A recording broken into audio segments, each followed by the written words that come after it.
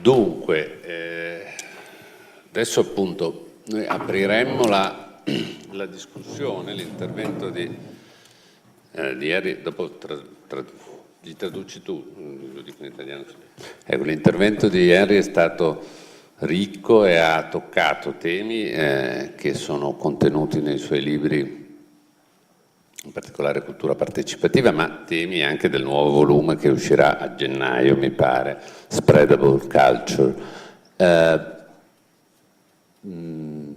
Lascerei a un po' di domande dal pubblico che gli possiamo tradurre o gli possono essere poste direttamente in inglese.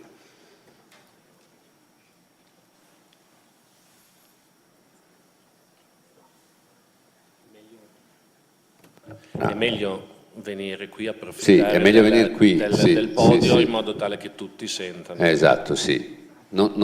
Sì. Insomma, nessuno credo si spaventerà a venire al podio.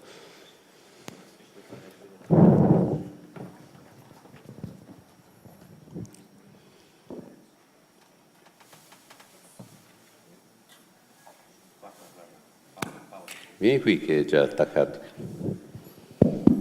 Ora funziona.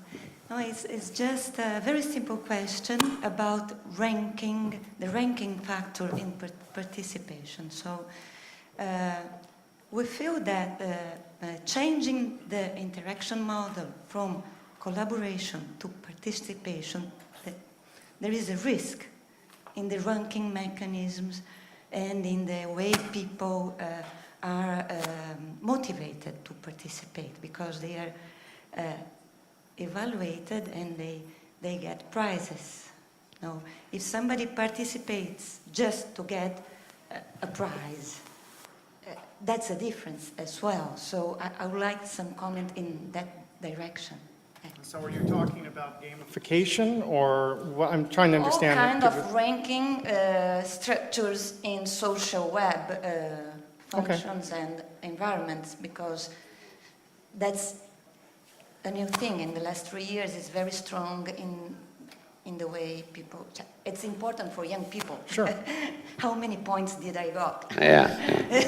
Okay. Yeah.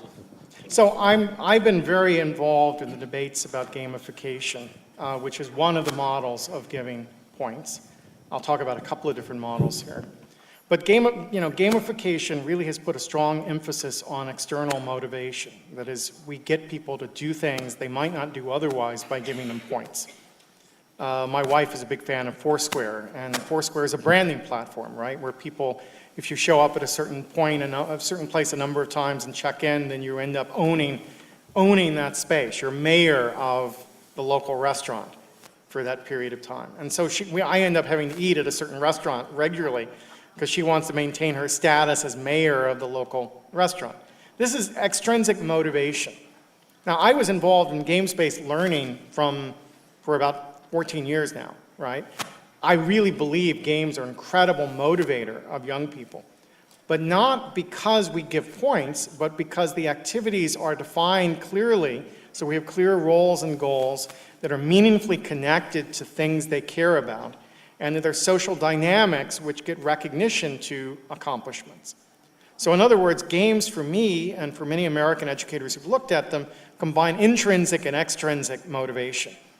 They support peer-to-peer learning in really powerful ways.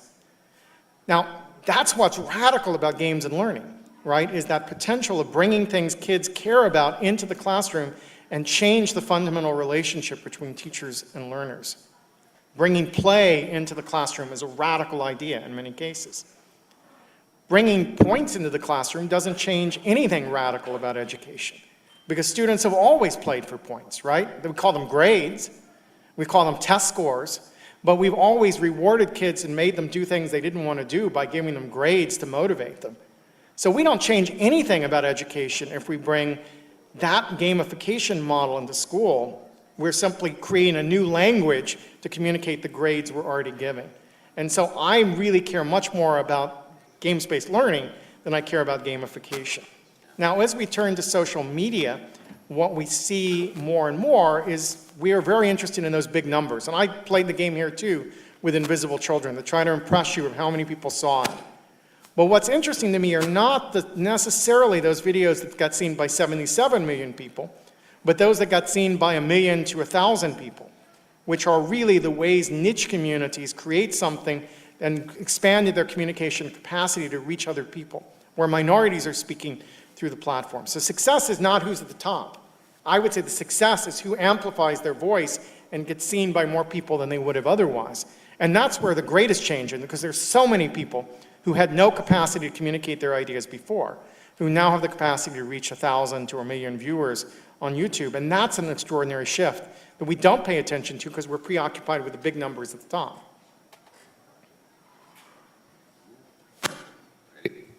C'è già qualche altra domanda? Prego.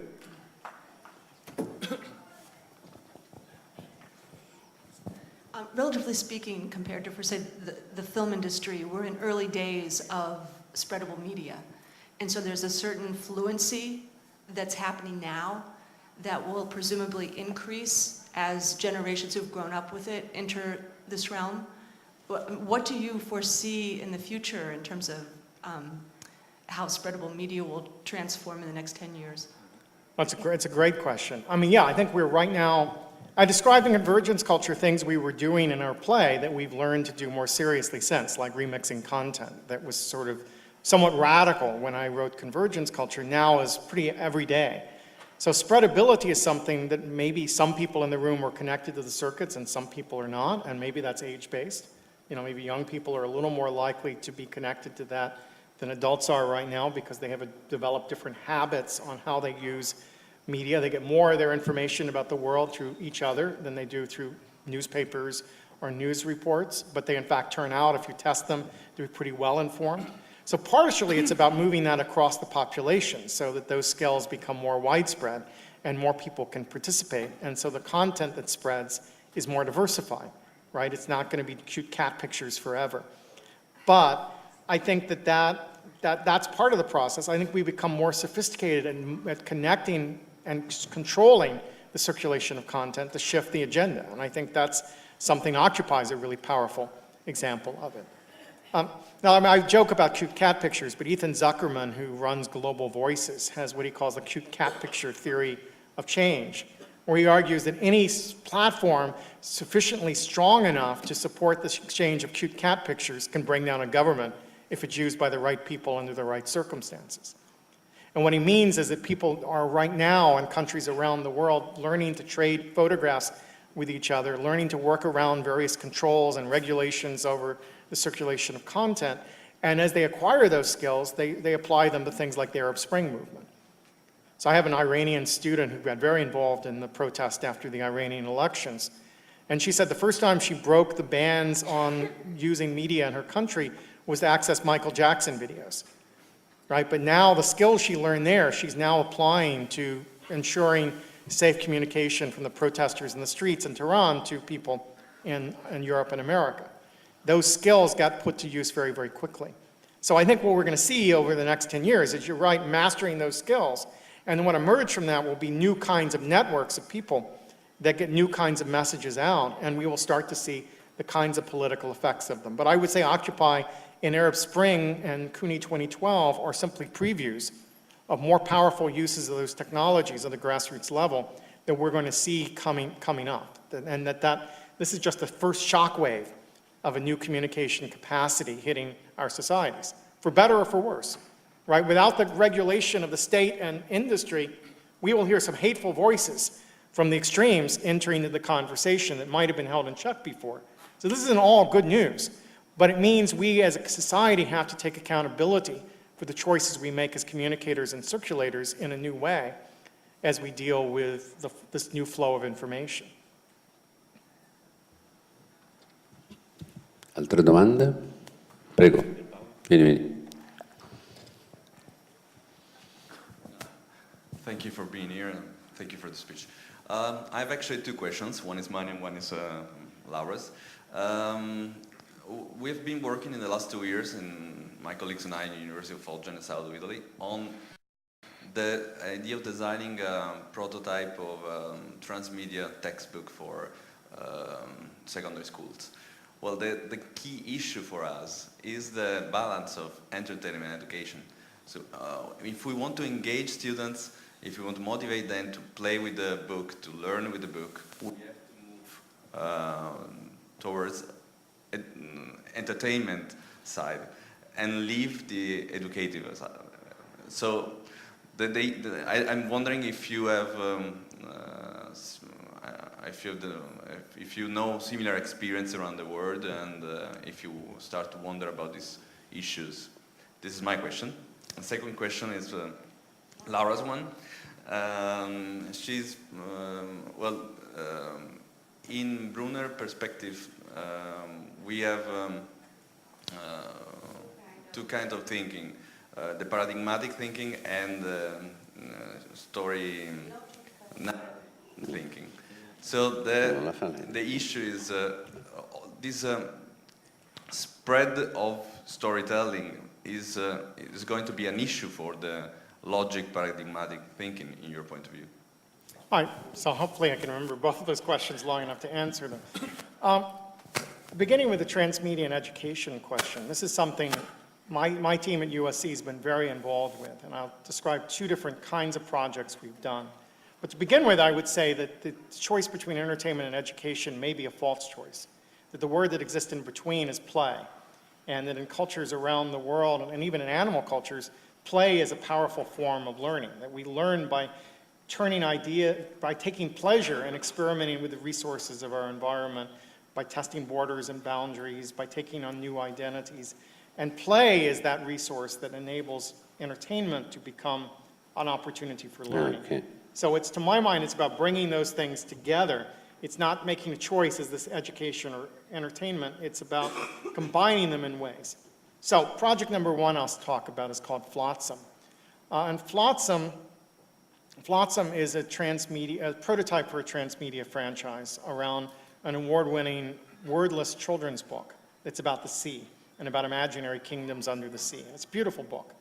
And we've been working with the author of that book and a team at USC and The Alchemist to build out some experiments on what an extension of that would look like.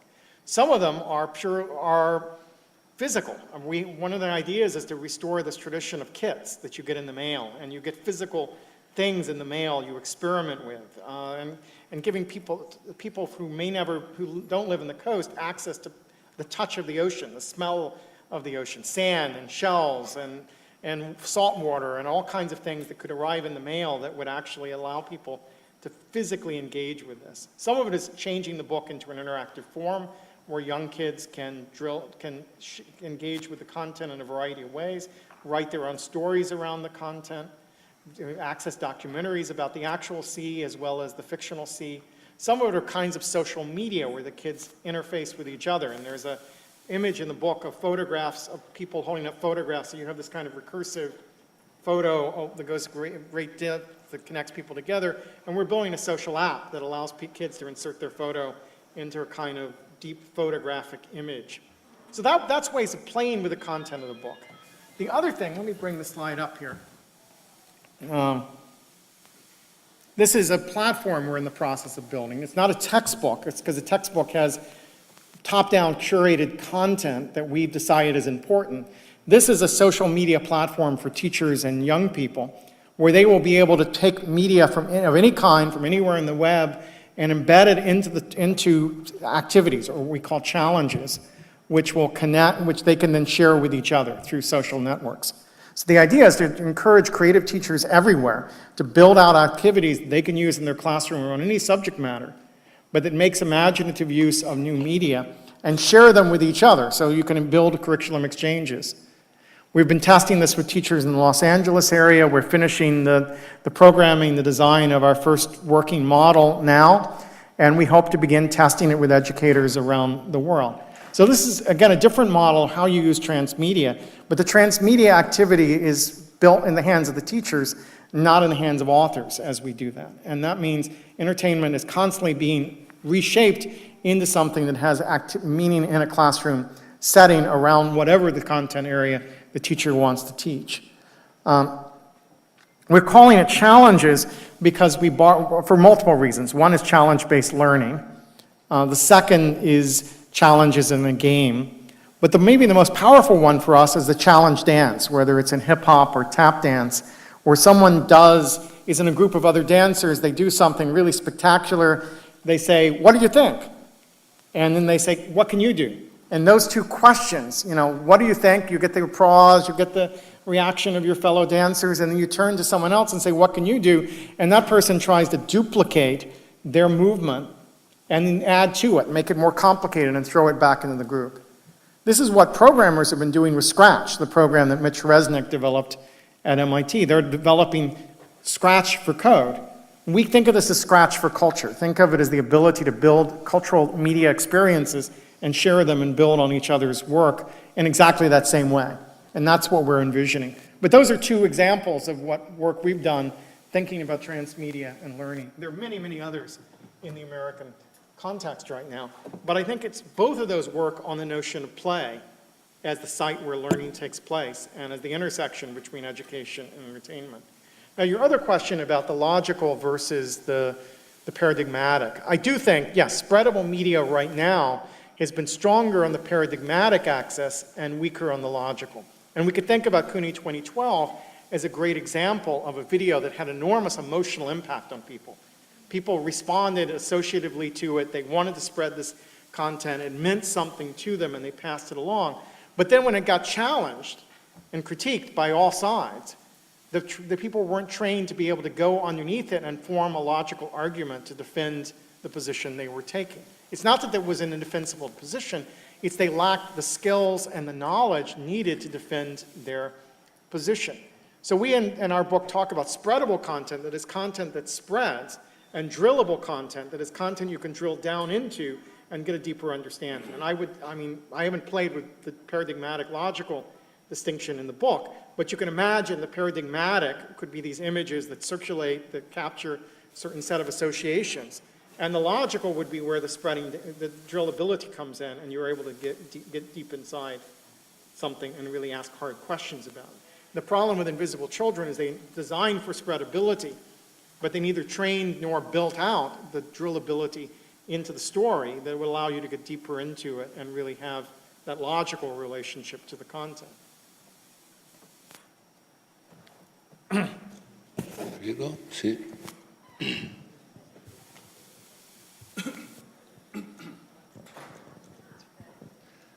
Marco Gu, University of Milano Bicocca. There is one point that I would add to your list of characteristics of content, which is spontaneous. Spontaneous versus business-oriented.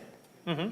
I think often content is created for fun, and it's interesting to understand how organization integrate this content created bottom-up for their businesses. So I wonder if you agree with this, with this phenomenon, which I think is very typical of new media and very new.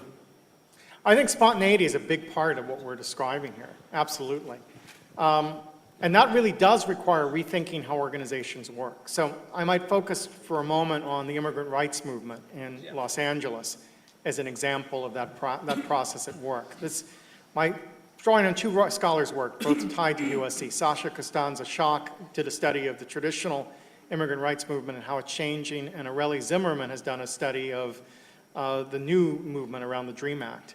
What we see if we bring those two reports together is that traditionally immigrant rights movement in the United States was structured by nationality and ethnicity. So the Colombians didn't talk to the Mexicans, let alone talk to the Iranians or the Vietnamese, right? That these different immigrant groups were not forming common identities with each other. They were very much balkanized. That there was a top leader who determined the mission of those organizations. Often the message got communicated through Spanish language talk radio in Los Angeles, which was a top-down broadcast model. When the DREAM activists came along, they were young people who knew how to use Facebook and Twitter, got involved in activism, and they said, we're not going to listen to the leaders. We're going to form our own messages. We're going to move spontaneously in response to changing situations. We're going to have multiple messages going out, but we're trying to reach multiple populations by getting them to absorb any of our message, right? To take any piece of media into their lives. So one of the things they did was they did YouTube confessionals, right? They point the camera at themselves and they said, my name is Jose and I'm undocumented, or my name is Mohammed and I'm undocumented, and told their story directly to the camera. And then they put it up on YouTube. Now think about the guts that takes to do that, right? That, you know, some of these kids got deported for videos they produced and put out on YouTube because they identified themselves as undocumented, which was the taboo. They talk about it as coming out of the closet by producing these videos. Now, but they also formed a network of young people across nationality, across ethnicity, and across the country. And this became really, really valuable when the debate about immigration in the United States shifted from the national level, where the Senate blocked Obama's attempt to pass the DREAM Act, which would give more citizen rights and education rights to undocumented youth, and moved to state-by-state battles. But these people could use social media quickly, respond to debates, and take lessons from one state and apply them in a different state, and they've been able to move local debates forward despite a very inhospitable environment because of their ability to use social media very effectively to connect groups of people together and to do so very spontaneously, to shift really quickly in response to changing conditions and to coordinate over distances really quickly despite changing conditions.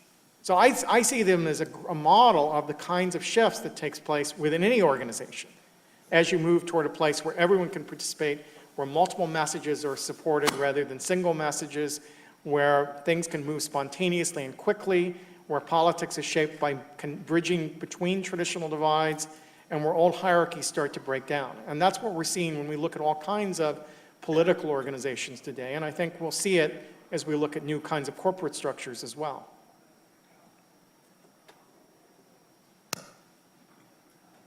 Altre domande? Awesome. Sì. Questions over there? Great.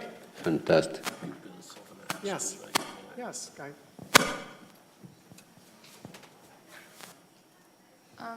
If you publish a song and then you publish the video, is it transmedia and spreading of media, or?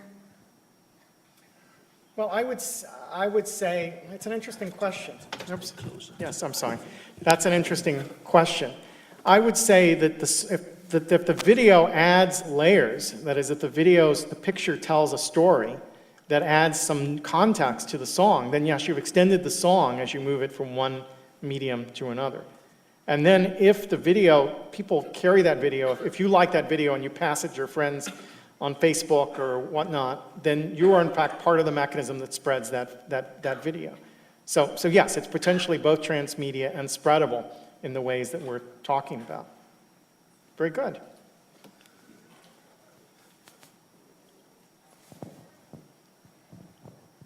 Our class is part of a new project, and next year we would like to adapt tablets or computers, notebooks for our studies and information, also books online and so on. What would you suggest for us in this case to use and technologies that would be in this occasion good? Okay, that's a great question. This is a set of choices educators all over the world are making right now to move in that direction. You know, I think the first thing is to not just see that as a tool for consumption. That is, yes, it opens up and extends the resources for learning that your school has compared to what you might have had in a library or whatnot. You can now reach much more information, but you then have to learn how to read critically. You have to think about what's right and what's wrong, what's accurate, what's inaccurate in that environment, and you have to think critically and deeply about that in order to do it. But also think of it as a tool of participation. What communities does that open up for you? What groups of people can your school now talk to that it might not be able to talk to before? What experts can you bring into your classroom who aren't physically there, but you can now connect with around the world? And so I use Skype to reach out to experts from my classes at USC, and I bring them into conversation all over the world, literally. And I get invited to give talks via Skype all over the world to groups that I can't travel to.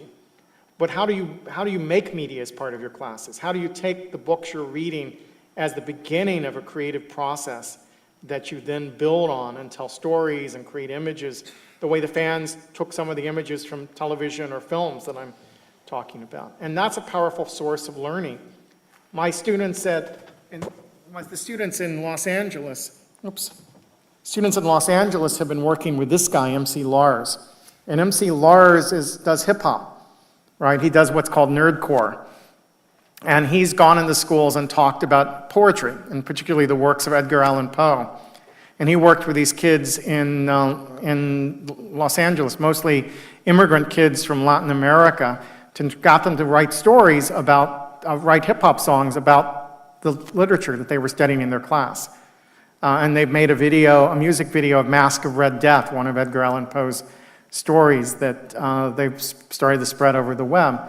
Those are the kinds of projects that I think get people of your age really thinking deeply about what you're reading, not just learning learning the questions for the test, but learning to really appreciate what the literature meant, what its themes are, and how those themes speak for the contemporary moment. And I think that's a way of turning that tool from something you consume information through to something you produce and share information through in ways that I think are really part of the changes I'm talking about in the lecture. So I wish your schools the best of luck in that process.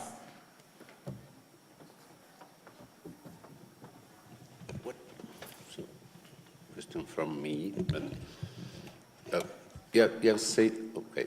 No, c'è qualcun altro? No, prego. So in this age of spreadable media, in terms of achieving digital relevance, do you have any keys in terms of digital relevance? Well, I think we have a whole chapter that sort of describes why does some content become spreadable.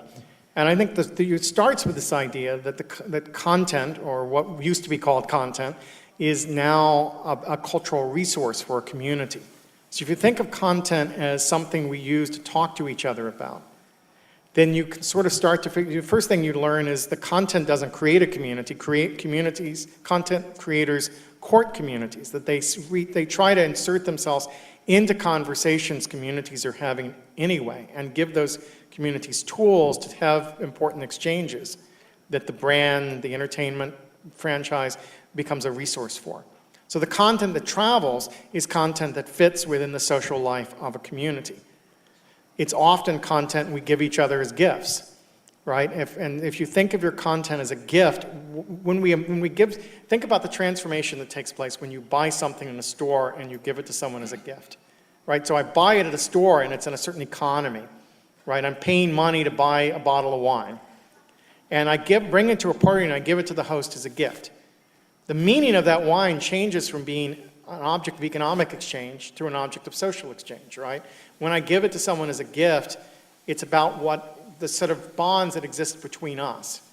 What it meant to the person who produced it and sold it to me no longer matter particularly much because I'm giving it to someone else. And unless the host is a bore and looks at it and says, this is a really cheap bottle of wine, that would be a break of good manners because that's not really the ways we think about it. And the moment we change it, at least in my culture, the moment it changes from a commodity to a gift is when we remove the price tag, right? We're saying as we remove the price tag, this is no longer about what I paid for it, this is what it means in this context.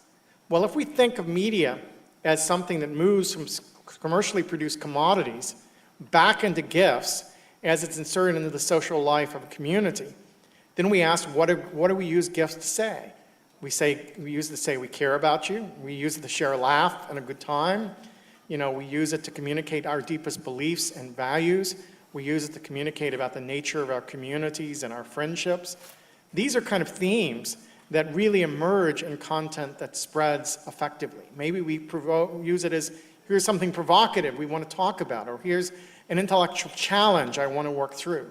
But all of those functions have to do with sparking an exchange within a community that may or may not directly serve the interest of the people who commercially produced and distributed that content. So you have to abandon the goal of people are just going to want to love my brand and move into a framework where you're saying, my brand will allow people to say this to each other. And that shift is one that I think may then allow content to be designed in a way that encourages people to spread it. But the other message is you produce enough pieces of content that speak to different communities, that some of them live and some of them die. So in the book, we use the image of the dandelion, we take from Cory Doctorow. And Doctorow tells us that human beings have long treated intellectual property as mammals. And he's speaking metaphorically, he's not speaking literally, but he says mammals have a limited number of children, they keep each of them close, they know what's going on at all times, and you don't mess with someone's kid. And you don't mess with someone's brainchild either, that the metaphor of the brainchild for our intellectual property describes that. What Doctorow says about the dandelion is it produces many, many seeds, and the wind carries them in every direction. And some of them live and some of them die, but the dandelion's not an endangered species that any of us has to worry about. The end times come, the dandelion and the cockroach will probably be the last two species on the planet, because the dandelion's been incredibly generative and effective at getting its seeds out into the world. So what Doctorow was saying is creators have to think like dandelions, has to let go of control of how the media spreads, generate a lot of stuff and hope some of it spreads effectively. And then you lower the cost of production and circulation to the point that you can produce more and just put more out into the world that people, different communities build on in different ways, and you hope you build up to that critical mass that something like CUNY 2012 hit. But that group, Invisible Children, had produced 20, 30 films before that didn't reach 70 million people in 4 days' time, right? This is just happened. That one was more successful than the other seeds they sent out into the world. But you don't know going in which of those seeds is going to succeed in this environment, because more of the power to choose is in the hands of the consumer and the citizen in this environment. Altre domande? So I have a question for you, but Harry, there's a question Yes. for me. Yes. So, in this play of spreading content, which role do you think play entertainment companies that can use content just viral marketing tools, or using people content to create viral marketing instruments and to sell anyway goods? Well, the first thing I'd say is that distribution doesn't go away just because we have circulation. So again, distribution describes traditional ways mass media companies have produced things. And concentrated media industries are incredibly effective at the current time of ensuring we all know what they produced and what it's about, right? I've traveled across Europe, and every stop I've seen a poster for Dark Shadows. Translated into the local language, but the imagery is exactly the same. And that film, or The Avengers, or any Spider-Man, these are films you cannot avoid no matter where on the planet you go. And that's incredibly effective power in the hands of mass media. It's more powerful still than circulation. Circulation is gaining on it, right? And it produces another kind of power that potentially changes the cultural environment in ways that we don't yet fully understand. So I'm not saying distribution in mass media goes away. I'm simply saying it's got a challenger. It's got another force. Often what gets circulated is content hijacked from mass media, reworked, and sent back into circulation, because the power of mass media for all of us to understand and what's being talked about is so strong that as an age where we're communicating with people we don't know face to face, we're more likely to use the language of mass media to do it. And the industry has to decide, is that in its interest or not, right? And that's a debatable proposition. Right now, they're freaking out because we're taking their content and not paying for it and changing the meaning of their brands. That's very frightening if you're in business of top-down distribution of content and tight control over what you produce. But we could also argue, if I take a more critical perspective, that as people do it, they still maintain a strong connection to the brand, they still maintain awareness of the brand, that when I hijack the brand, I may still reinforce the brand. It's not the only thing that's going on, but it may be one of the things that are going on. And similarly, they're taking our ideas, the stuff that's generated at the grassroots level, and using it as consumer research, unpaid consumer research, to refresh the brand, to change its meaning. And there's been a lot of debate, and we talk in the book a lot about the debate around free labor, and the idea that, comes out of Terranova's work here in Italy, this idea of free labor being part of the logic of Web 2.0. And there's a lot I like about that argument, and there are things that I stumble with. I think the biggest problem for me with that argument is it assumes labor is always alienated labor.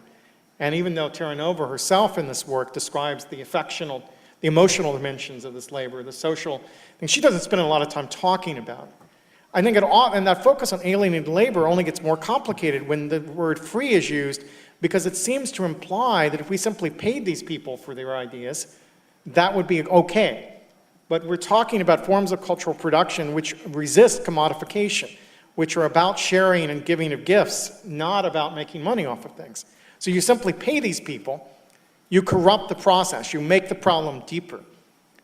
So I often think about it, suppose you have a long night of making love with a person of the gender of your preference. The end of that night, you've had this intense emotional experience together. You wake up the next morning and there's a €100 note on the dresser. Right? You've been paid for your labor. But the act of paying fundamentally changed what those activities meant, right? It changes the social relationship between the people involved. You probably don't feel better about yourself because you've gotten paid. It doesn't make the process work better. In fact, it damages the process.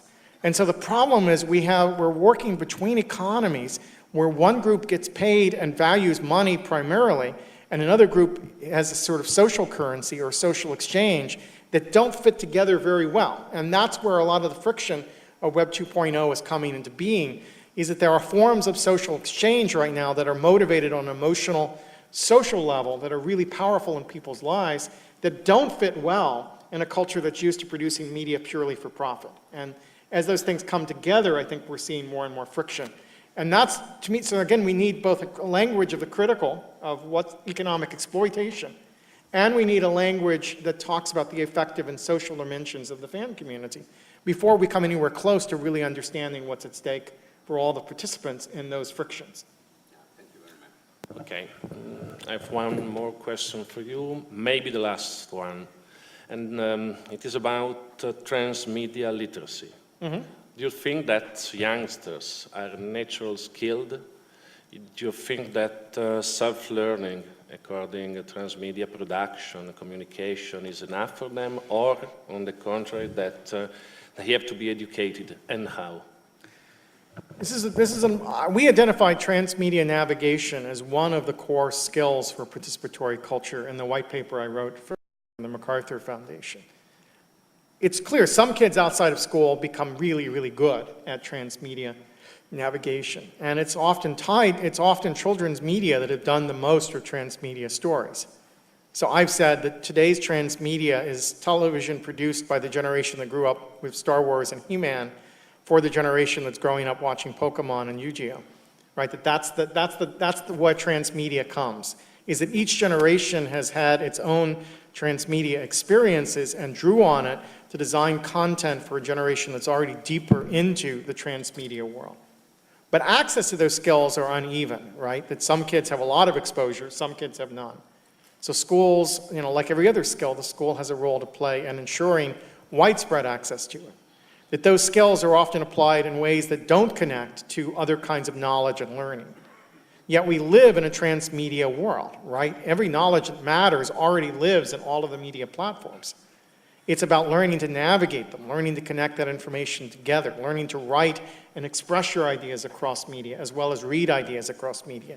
And that's stuff that schools have a real role to play. So I'm a big fan of Günter Kress's work on multimodality, and he talks a lot about designing textbooks that are multimodal, helping kids to identify the affordances of different media and the ways they can build on them to express their ideas. And I would say Günter Kress provides us with a pedagogical theory of what it is to live in a transmedia world. And so when I think about turning transmedia navigation into something for education, Kress's work is what I turn to most often. Okay, I think that we could close our session. Thank you so much, Henry, for this wonderful session, for your speech, for your presence here with us. Thank you to all of us for your presence and participation. I hope to see you in the future in one other Congress of our society here in Milan, or maybe in Genoa. We are going to prepare to imagine a new session in Genoa next year. And I think we can close here. Enjoy your lunch, enjoy your time. Thank you very much. Bye-bye.